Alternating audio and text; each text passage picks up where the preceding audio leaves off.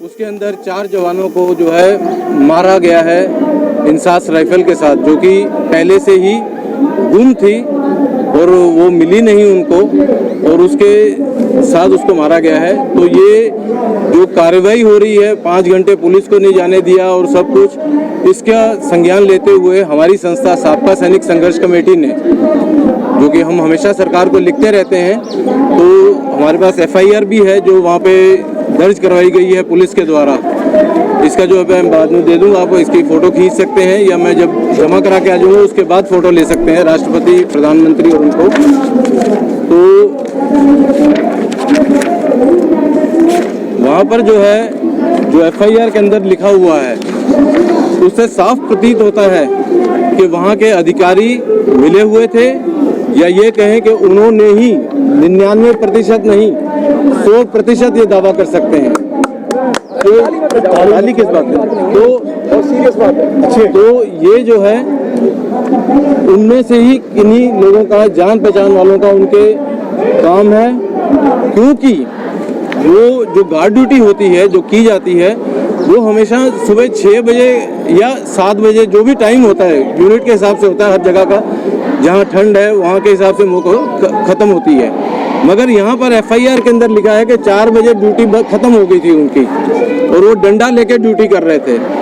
और जिन गार्ड्स को मारा गया है वो लोग पहली मंजिल पर रह रहे थे, नीचे वाली मंजिल में भी 2 बंदे रह रहे थे, और ऊपर भी वो 2 कमरों के अंदर, अलग अलग कमरों के अंदर 2-2 आदमी रह रहे थे।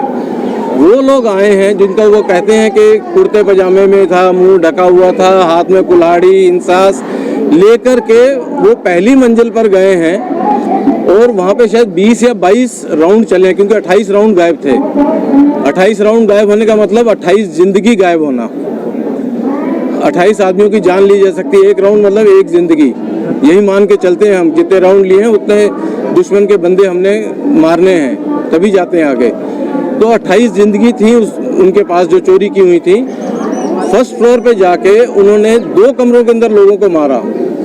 कैसे हो सकता है? अगर एक कमरे में गोली चलेगी तो कम से कम आधा से 1 किलोमीटर दूर तक उसकी एकदम शांति होती है। सुबह 4 बजे, 4:30 बजे 1 से 1.5 किलोमीटर तक उसकी आवाज़ सुनाई देगी और हर इंसान जाग जाएगा। वो पहली मंजिल पर चढ़े, उन्होंने पहले एक कमरे में मारा, क्योंकि बंदूक तो एक ही थी, इंसास एक ही थी, और गोलियां ही मारी हैं। एक कमरे में मारा, फिर दूसरे कमरे में गए, वहाँ मारा। ऐसे कैसे हो सकता है कि सोते हुए दूसरे वाले को, कमरे वाले को पता ही नहीं चला कि साथ वाले कमरे में गोलियां चल रही हैं, और उनको वो भागेंगे, कुछ करेंगे। और जो नीचे रह रहे थे, क्या उनको नहीं सुनाई दिया? वो बहरे थे। उसमें से सिर्फ एक आदमी ने जो है अफसर को बताया, उसी का नाम लिया गया है, दूसरे आदमी का नाम भी नहीं है। कि भाई मैं बाहर निकला तो मैंने देखा कि 2 आदमी जो है कुर्ते पजामे में जा रहे थे, उन्होंने मुझे देखा, ये उस बंदे का बयान है, उन्होंने मुझे देखा और फिर वो जंगल की तरफ निकल गए। अगर वो उनके पास गोलियां बची थी, जैसे कि 22 गोलियां चली हैं, 6 बची थी, तो वो जरूर उसका इस्तेमाल उस बंदे पे और उसका साथी जो अंदर सो रहा था उस पे करते। इसका मतलब है जो उनका टारगेट था वो उन्होंने अचीव कर लिया।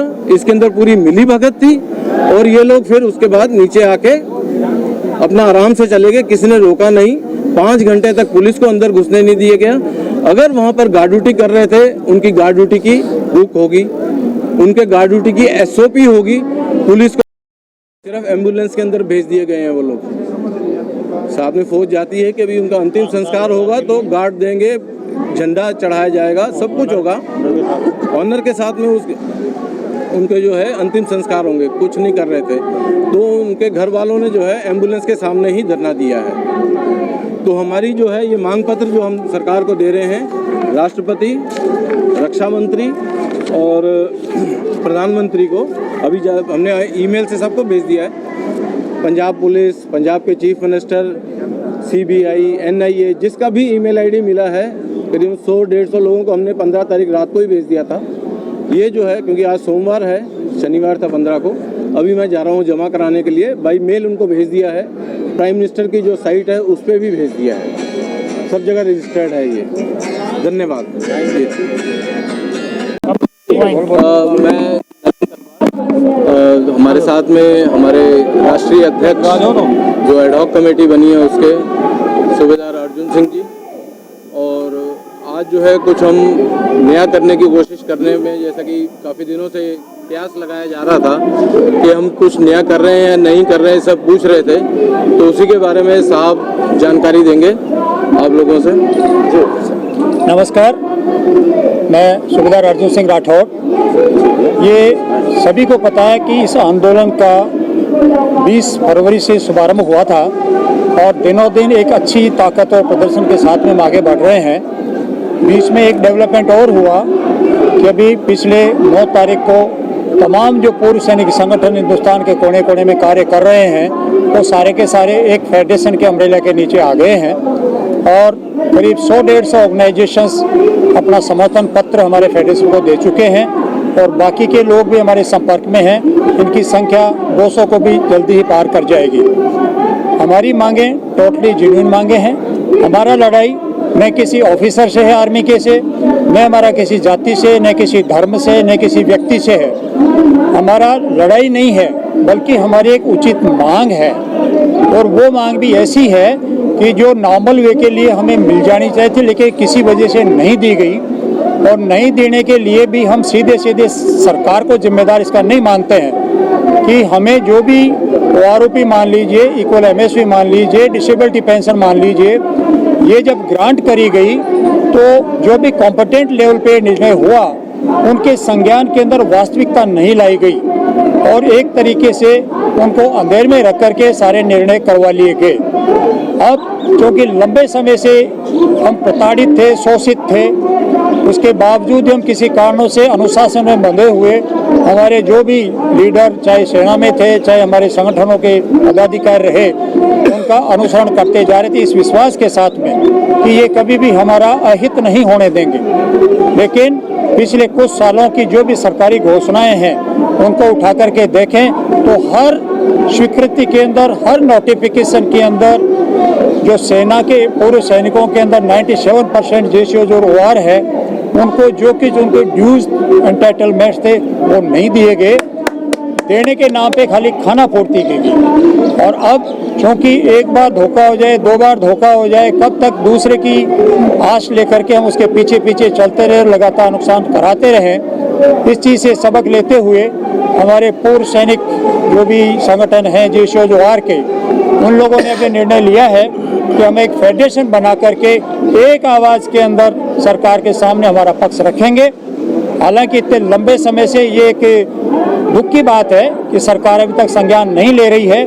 आने वाले दिनों के अंदर हम हमारी आवाज़ को और भी बुलंद भी देंगे, हमारे इस आंदोलन को और भी धार को तेज करेंगे।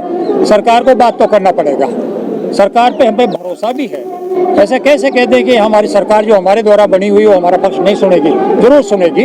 किसी वजह से डिले हो रही है, कोई बात नहीं, हम धैर्य के साथ में इसका भी जो हम सब्र रख रहे हैं। लेकिन सब्र टूटने से पहले ही हम आशा भी रखते हैं सरकार से, अभी बहुत हो गई, अब मेहरबानी करके हमें टेबल की वार्ता पे बुलाए और भविष्य के लिए भी इस फेडरेशन के माध्यम से हमारा सरकार से गुजारिश रहेगा कि कभी भी पूर्व सैनिकों के वर्ग के अंदर जो 97% संख्या है उनसे संबंधित मसलों पर बातचीत करने के लिए सिर्फ पूर्व सैनिक JSO जवान को ही वार्ता पे बुलाया जाए।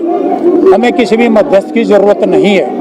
क्यों कि आज हमारे पास में भी लीडरशिप के कोई कमी नहीं है, हमारे पास में जानकार लोगों की कोई कमी नहीं है। हम भी हमारा पक्ष बहुत ही अच्छी तरीके से और पुरजोर तरीके से रख सकते हैं। इस आंदोलन की कड़ी के अंदर अभी पिछले 3 या 4 तारीख को हमने तमाम भारत के कलेक्टरों के माध्यम से ऊपर तक जो हमारे ज्ञापन पहुँचाए हैं।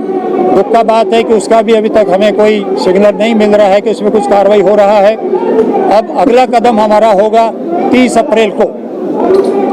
30 अप्रैल को हम पूरे हिंदुस्तान के अंदर जहाँ जहाँ पे भी हमारे पूर्व सैनिक भाई और संगठन काम कर रहे हैं वो अपने अपने साथियों के साथ जाकर के और जो स्थानीय सांसद हैं उनको हमारा मांग पत्र सौंपेंगे। उनसे गुजारिश करेंगे कि आप हमारे प्रतिनिधि हैं पूरे भारत के और आप ही मिलकर के सरकार बनाते हैं। प्रधानमंत्री को तो इतनी फुर्सत नहीं हो सकती कि वो हमसे आके यहाँ पे बात करें। लेकिन आप कम से कम हमारे लोकसभा क्षेत्रों के अंदर बैठे हुए हैं, आपसे हमारा डायरेक्ट संवाद है, तो आप हमारे मंच को, जो भी मंच का हमारा ज्ञापन है, इसको ले जा करके पार्लियामेंट में प्रस्तुत करें और सरकारी स्तर पर इस पर निर्माण करने कार्रवाई करें और इसके ऊपर वार्ता शुरू करवाई जाए। तो ये भी एक हमारा एक बहुत ही धमाकेदार अगला कदम होगा हमारे संगठन का, और आशा है कि हर हालत के अंदर सरकार सुनेगी, नहीं तो फिर बाध्य होकर के आगे और से बड़ा कदम उठाना पड़ेगा, जिसकी हम ऐसी कोई हमारे को कोई चॉइस नहीं है कि वो करें, लेकिन अगर सरकार नहीं मानेगी फिर हमको लगातार चलना पड़ेगा। ये हम पुनः दोहराते रहे हैं कि डेफिनेटली एक अच्छा संकेत नहीं है कि किसी भी इतने बड़े विशाल देश के सैनिक अपनी मांगों के लिए सड़क पे आकर के बैठे।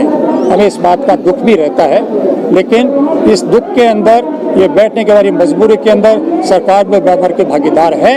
अतः सरकार से पुनः निवेदन है, समय रहते प्लीज आकर के इसका संज्ञान लें, वार्ता की टेबल में बुलाएं, बात करें।